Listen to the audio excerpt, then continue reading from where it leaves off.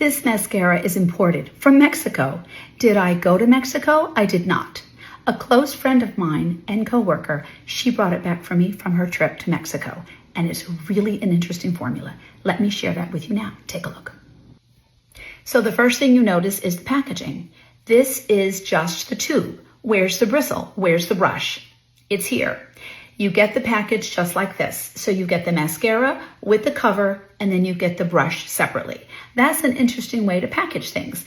Now, I researched this mascara. I cannot pronounce the name because it's in Spanish, but apparently there's a cult following regarding this mascara.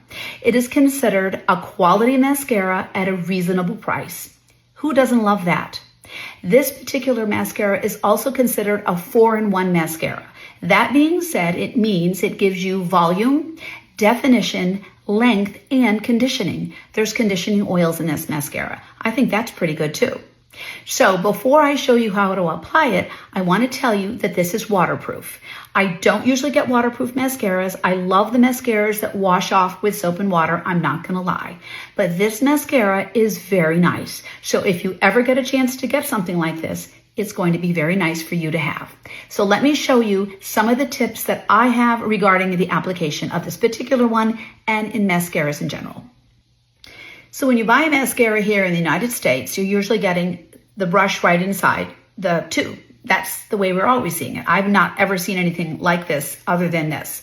So what I'd like to say is the cover you have to take off, and you're going to put the bristle brush in, but you're not going to use it right away until you turn it and pump it a couple times. Not too much because you don't want air to get in there.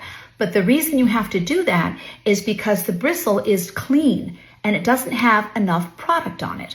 I do know that my own mascaras here, whatever I'm buying, I wait until the second or third time to get the true feeling of whether I like the mascara, because not enough product gets onto the bristle brush until it's been in there a couple of times. So that's just the first tip I want to share with you. Now, when you apply this mascara, you do want to take it off like you normally do on anything else, and you want to be careful of the tip, and then you can go from there and start to apply the mascara.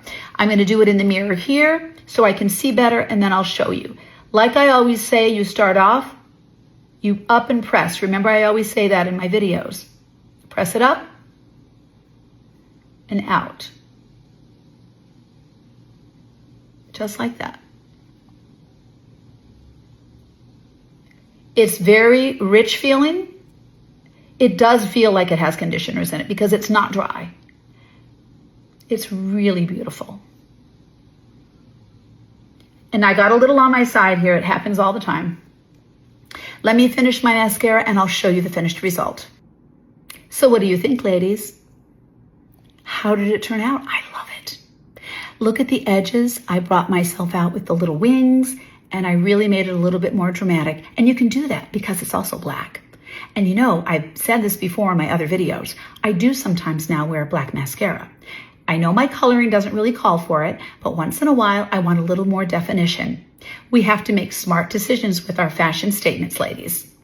So anyway, I want to thank my coworker friend Karina for this lovely mascara. She's in one of my other videos. If you go back to September 16th of 2025, I did a short clip on the Be Pure lip mask, which I've been raving about. You know the one I'm talking about. Go check that video out. That's who Karina is. So Karina, thank you again for a wonderful mascara. And I have to say, imported mascara, that ain't a bad thing at all. Have a great day, ladies, and be smart with your shopping.